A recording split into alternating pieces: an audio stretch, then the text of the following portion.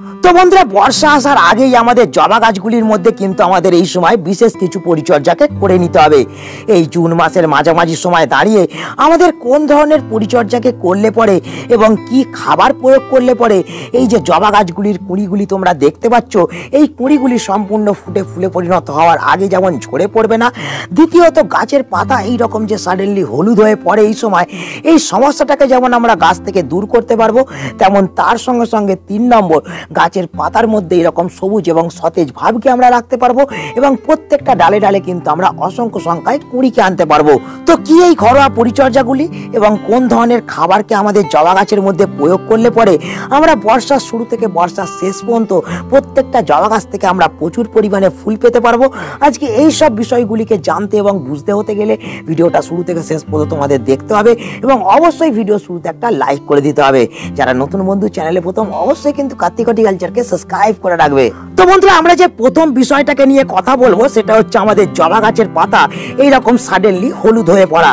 আমাদের এইরকম জবা গাছের পাতা হলুদ হয়ে যাওয়ার পেছনে বেশ কয়েকটি কিন্তু কারণ আছে। তো প্রথম যে কারণটা হলো সেটা হচ্ছে বন্ধুরা প্রখর তাপমাত্রা। আমরা সকলে জানি আমাদের ভারতের নানান জায়গায় বর্ষা প্রবেশ করলেও দক্ষিণবঙ্গে কিন্তু এখনো পর্যন্ত বর্ষা প্রবেশ করেনি এবং এই বর্ষা না প্রবেশ করার কারণে এখানে তাপমাত্রা কিন্তু দিনের দিন বাড়তেই চলেছে এবং এই তাপমাত্রা বেড়ে যাওয়ার ফলেই আমাদের এরকম গাছের পাতা হঠাৎ করে কিন্তু পুরোটা হলুদ হয়ে যাচ্ছে। আমরা অনেক সময় দেখছি সকালবেলায় প্রচন্ড পরিমাণে রোদ্দুর উঠছে এবং বেলা গড়িয়ে বিকাল হওয়া মাত্রই আমাদের এখানে কিন্তু মেঘলা ওয়েদার কিন্তু আমরা লক্ষ্য করতে পারছি। এই যে আবহাওয়ার তারতম্য এবং সকালবেলা এই যে প্রখর রোদ্দুর, এই দুটো কারণই আমাদের এই গাছের পাতা হলুদ হয়ে যাওয়ার পেছনে। তাই আমাদের জবা গাছের পাতাকে এরকম হলুদ হওয়া থেকে বাঁচাতে গেলে, জবা গাছের পাতার মধ্যে এরকম সবুজ উজ্জ্বল ভাবকে সবসময় বজায় রাখতে গেলে আমাদের প্রথম যে কাজটা করতে হবে, আমাদের জবা গাছগুলোকে কিন্তু এমন একটা স্থানের মধ্যে এই সময় রাখতে হবে যে স্থানের মধ্যে প্রখর রোদ্দুর জবা গাছগুলো কখনোই পাবে না। আমরা এমন জায়গায় জবা গাছগুলো ছাদ বাগানে রাখবো যে জায়গাটার মধ্যে সকাল থেকে দুপুর 12টা অবধি রোদ পাবে এবং দুপুর 12টার পরে যাতে আমাদের গাছের জায়গাটা পুরোপুরি ছাওয়া হয়ে যায়। এই রকম স্থানের মধ্যে যদি আমরা জবা গাছকে রাখতে পারি তাহলে আমাদের এই রকম জবা গাছের পাতা সাডেনলি হলুদ হওয়ার ক্ষেত্রে আমরা বাঁচাতে পারবো, গাছের পাতাকে এইরকম সবুজ চকচকে রাখতে পারবো এবং সব সময় গাছের মধ্যে একটা উজ্জ্বল ভাবকে কিন্তু আমরা বজায় রাখতে পারবো। তোমরা এইখানে দেখতে পাচ্ছ এই যে গাছটার মধ্যে একটা উজ্জ্বল ভাব কিন্তু আছে, কিন্তু বন্ধুরা দেখো এই গাছটার মধ্যে কিন্তু উজ্জ্বল ভাব নেই। কারণ বন্ধুরা এর প্রধান কারণ আবহাওয়ার তারতম্য। এই গাছটা কিন্তু আমার আবহাওয়ার সঙ্গে ম্যাচ করে ফেলেছে, কিন্তু এই গাছটা এখনো পর্যন্ত কিন্তু আবহাওয়ার সঙ্গে ম্যাচ করতে পারেনি। তো এই সব গাছের ক্ষেত্রে কিন্তু আমাদের এই রকম সুন্দর ব্যবস্থাপনাকে এই সময় গ্রহণ করতে হবে, তবেই কিন্তু আমাদের গাছের পাতাগুলো আমরা সবুজ চকচকে রাখতে পারবো এবং সাডেনলি যে গাছের পাতা হলুদ হয়ে যাওয়ার সমস্যা আমরা লক্ষ্য করতে পারছি সেটা কিন্তু আমাদের ছাদ বাগান থেকে এবং জবা গাছ থেকে চিরতরে বিদায় দিতে পারবো। তো বন্ধুরা, আমাদের জবা গাছের পাতা এইরকম হঠাৎ করে হলুদ হয়ে যাওয়ার পেছনে যে 2 নম্বর কারণটা আছে সেটা হচ্ছে বন্ধুরা আমাদের জবা গাছের মাটির মধ্যে জল প্রয়োগ। এই সময় আমরা যেটা লক্ষ্য করতে পারছি যে প্রখর গরমের কারণে আমাদের জবা গাছের মাটি কিন্তু ঘন ঘন শুকিয়ে পড়তে আরম্ভ করছে।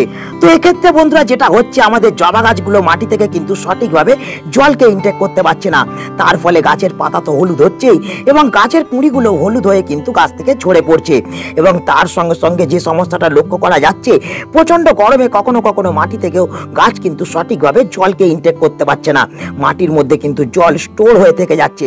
এই দুটো কারণের ক্ষেত্রেই কিন্তু বন্ধুরা আমাদের গাছের পাতা এই রকম কিন্তু পুরোপুরি হলুদ হয়ে যাচ্ছে।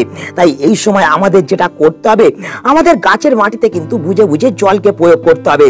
আমাদের গাছের মাটিকে সবসময় হাত দিয়ে চেক করতে হবে। যখন দেখবো গাছের মাটি ময়েশ্চার আছে তখন কিন্তু কখনোই গাছের মাটিতে জল প্রয়োগ করব না। যখন মাটির ওপরের অংশটা একটুখানি শুকিয়ে আসবে তখনই কিন্তু আমাদের ভোরে গাছের মধ্যে আবার জলকে প্রয়োগ করতে হবে। তো এইভাবে আমরা যদি এই সময় থেকে বর্ষার আগের মুহূর্ত পর্যন্ত আমাদের জবা গাছের মধ্যে জল প্রয়োগ করতে পারি তাহলে জবা গাছের পাতাগুলো কিন্তু এইরকম সবুজ থাকবে। গাছের পাতা কিন্তু হঠাৎ করে যে হলুদ হয়ে যাওয়ার সমস্যা, এই সমস্যা কিন্তু কখনোই আমরা গাছের মধ্যে লক্ষ্য করতে পারবো না। তো বন্ধু, আমাদের জবা গাছের পাতা এরকম হঠাৎ হলুদ হয়ে যাওয়ার পাশাপাশি যে সমস্যাটাকে আমরা লক্ষ্য করতে পারছি যে আমাদের জবা গাছের পাতার মধ্যে কিন্তু উজ্জ্বল এবং সতেজ ভাব ধীরে ধীরে হারিয়ে হারিয়ে যাচ্ছে। গাছের পাতা সবুজ থাকার বদলে ফ্যাকাশে হয়ে পড়ছে এবং গাছের সবুজ পাতার মধ্যে হলুদ হলুদ ছোপকে আমরা লক্ষ্য করতে পারছি। তো বন্ধুরা, এই সমস্যাটি হওয়ার কারণ আমাদের গাছের মধ্যে কিন্তু নাইট্রোজেনের অভাব। আমাদের এক্ষেত্রে যেটা করতে হবে, আমাদের প্রত্যেক মাসে একবার কিংবা 20 দিন অন্তর অন্তর একবার আমাদের গাছের টবের মধ্যে কিন্তু যে কোনো কম্পোস্ট সারকে ব্যবহার করতে হবে। এক্ষেত্রে আমরা ভার্মি কম্পোস্ট, পাতা পচা সার এবং গোবর সারকে কিন্তু ব্যবহার করতে পারি। কারণ বন্ধুরা, যে কোনো কম্পোস্ট সারের মধ্যেই প্রচুর পরিমাণে কিন্তু নাইট্রোজেন আছে। আমরা যদি কম্পোস্ট সার মাসে একবার করে গাছের মধ্যে প্রয়োগ করতে পারি, তবেই কিন্তু গাছগুলো সুন্দরভাবে বৃদ্ধি বিকাশ হবে। গাছের মধ্যে আমরা প্রচুর পরিমাণে কুড়িকে লক্ষ্য করতে পারবো। কুড়ি ঝরে পড়ার যে সমস্যা, সেই সমস্যা কিন্তু আমাদের গাছ থেকে দূর হবে এবং তার সঙ্গে সঙ্গে এই প্রচন্ড গরম থেকে শুরু করে আমাদের বর্ষার আগের মুহূর্ত পর্যন্ত গাছগুলোকে কিন্তু আমরা সুস্থ সবল এবং সতেজ রাখতে পারবো। তো বন্ধুরা, এই তো আমরা জানলাম যে গাছের পাতা হলুদ হয়ে যাওয়ার পেছনে কোন কোন কারণ আছে বা কিভাবে এই সমস্যাগুলির সমাধান করব। তো চলো এরপর আমরা এগিয়ে যাই আমাদের জবা গাছ পরিচর্যা করার ক্ষেত্রে 2 নম্বর টিপসের দিকে।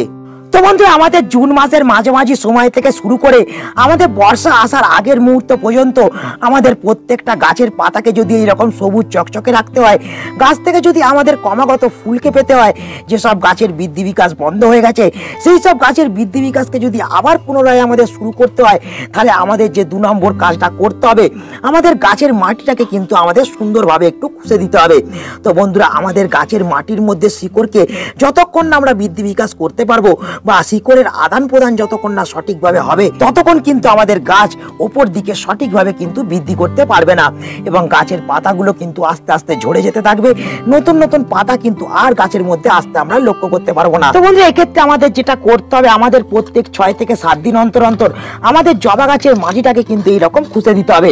কারণ বন্ধুরা, এই প্রখর রোদ্দুরে আমরা যে সমস্যাটাকে দেখি, সেটা হচ্ছে বন্ধুরা, আমাদের গাছের মাটি কিন্তু দলা পাকিয়ে যায় এবং আমাদের গাছের মাটি যদি দলা পাকিয়ে যেতে আরম্ভ করে, সেক্ষেত্রে কিন্তু গাছ সঠিকভাবে মাটির মধ্যে কিন্তু শিকড়কে বৃদ্ধি করতে পারে না। আমরা যতক্ষণ না গাছের মাটিকে এরকম খুঁজে দেবো, ততক্ষণ কিন্তু গাছের মাটির মধ্যে অক্সিজেন এবং বাতাস সঠিকভাবে চলাচল করতে পারবে না। তার ফলে গাছের শিকড় বৃদ্ধি হবে না এবং গাছ সঠিকভাবে কিন্তু মাটি থেকে খাবার এবং জলকে ইনটেক করতে পারবে না। তো এই কাজটা যদি বন্ধুরা আমরা প্রত্যেক 6 থেকে 7 দিন অন্তর অন্তর আমাদের জবা গাছের প্রত্যেকটা টবের মধ্যে করে দিতে পারি, তাহলে কিন্তু আমাদের প্রত্যেকটা গাছ কিন্তু এই সময় সুস্থ থাকবে। গাছের মধ্যে এইরকম নতুন নতুন কুড়ি এবং পাতাকে আমরা লক্ষ্য করতে পারবো এবং গাছের পাতা কিন্তু হঠাৎ করে যে হলুদ হয়ে যাওয়ার সমস্যা আমরা লক্ষ্য করতে পারি কিংবা কুড়ি ঝরে পড়ার যে সমস্যা আমরা লক্ষ্য করতে পারি, সেটা কিন্তু আমরা অনেকাংশেই কিন্তু কম করতে পারবো। তো বন্ধুরা, এই তো ছিল আমাদের 2 নম্বর একটা টিপস। এরপর চলো আমরা এগিয়ে যাই আমাদের 3 নম্বর এবং গুরুত্বপূর্ণ টিপসের দিকে। তো বন্ধুরা, এরপর যে 3 নম্বর বিষয়টাকে নিয়ে আমরা আলোচনা করব, সেটা হচ্ছে আমাদের জবা গাছের মধ্যে খাবার প্রয়োগ। এই সময় আমাদের জবা গাছের মধ্যে যে খাবার দুটোকে প্রয়োগ করতে হবে, সেই খাবার দুটো হচ্ছে বন্ধুরা এইটা। তো বন্ধুরা, আমার হাতে প্রথম যে খাবারটা তোমরা দেখতে পাচ্ছ, এই খাবারটা আর কিছুই নয়, এই খাবারটা হলো বন্ধুরা চা পাতা। এবং তার সঙ্গে সঙ্গে এই যে খাবারটা তোমরা দেখতে পাচ্ছ, এই খাবারটা কিন্তু আমরা অনেক সময় আমরা গাছের মধ্যে প্রয়োগ করে থাকি। এটা হচ্ছে বন্ধুরা অ্যালোভেরার পাতার জল। এই দুটো জিনিসকে কিন্তু এই সময় আমাদের জবা গাছের মধ্যে প্রয়োগ করতে হবে। কারণ বন্ধুরা, সামনেই কিন্তু বর্ষা আগমন হতে চলেছে এবং এই বর্ষাতে প্রচুর পরিমাণে কিন্তু বৃষ্টি হতে আমরা লক্ষ্য করতে পারবো। এই বৃষ্টিও কিন্তু গাছের মারাত্মক ক্ষতি করে আমাদের এই প্রখর গরমের মতো। তাই এই সময় থেকে শুরু করে বর্ষার আগের মুহূর্ত পর্যন্ত আমরা যদি এই দুটো খাবারকে গাছের মধ্যে প্রয়োগ করে ফেলি, তাহলে আমরা প্রবল বর্ষাতেও কিন্তু গাছগুলোকে সুস্থ রাখতে পারবো এবং তার সঙ্গে সঙ্গে গাছের মধ্যে আমরা কিন্তু খাবারেরও যোগান দিতে পারবো। কারণ বন্ধুরা, প্রবল বৃষ্টিতে আমরা কিন্তু ঘন ঘন গাছের মাটিতে খাবার প্রয়োগ করতে পারি না। তো সেক্ষেত্রে আমরা গাছের মধ্যে খাবারের অভাবকে কিন্তু লক্ষ্য করতে পারি। কিন্তু বন্ধুরা, আমরা যদি এই দুটি জিনিসকে এই মুহূর্ত থেকে শুরু করে বর্ষার আগের মুহূর্ত পর্যন্ত গাছের মধ্যে প্রয়োগ করতে পারি, আমরা পর্যাপ্ত পরিমাণে পুষ্টির যোগানটা যেমন আমরা গাছের মধ্যে দিতে পারবো, তেমন প্রবল বর্ষাতে আমাদের গাছগুলোকে কিন্তু সুস্থ রাখতে পারবো। কারণ বন্ধুরা, এই যে তোমরা দেখতে পাচ্ছ আমার হাতে অ্যালোভেরার পাতার জল আছে, এই অ্যালোভেরা পাতা কিন্তু অ্যান্টি ফাঙ্গাল হিসেবে আমরা বাগানে প্রয়োগ করি এবং এই অ্যালোভেরার পাতার মধ্যে আছে স্যালিসিলিক অ্যাসিড। এই অ্যাসিড যেমন গাছের মাটি মাটিকে সবসময় ফ্রেশ রাখতে সাহায্য করে, তেমন গাছের মাটি থেকে সমস্ত ধরনের ফাঙ্গাস এবং ব্যাকটেরিয়াকেও দূর করতে সাহায্য করে। তো এই জিনিসটাকে আমরা কিভাবে প্রয়োগ করব বা এই চা পাতাটাকেই আমরা কিভাবে গাছের মধ্যে প্রয়োগ করব, তোমরা দেখতে পাচ্ছ আমি কিন্তু এই দুটো খাবারকে নিয়ে আমি কিন্তু জবা গাছের টবের কাছে চলে এসেছি এবং এই দুটো খাবারকে প্রয়োগ করার জন্য প্রস্তুত হয়ে গেছি। তো বন্ধুরা, এই দুটো খাবারকে প্রয়োগ করার কোনো ধরনের ঝামেলা নেই, খুব সহজ পদ্ধতিতে কিন্তু আজকে এই খাবারগুলোকে আমরা প্রয়োগ করব আমাদের জবা গাছের মধ্যে। তো এখানে দেখতে পাচ্ছ বন্ধুরা, আমি কিন্তু চা পাতা নিয়ে নিয়েছি। এই চা পাতা কিন্তু আমাদের 8 ইঞ্চি টবের মধ্যে 1 চামচ প্রয়োগ করতে হবে।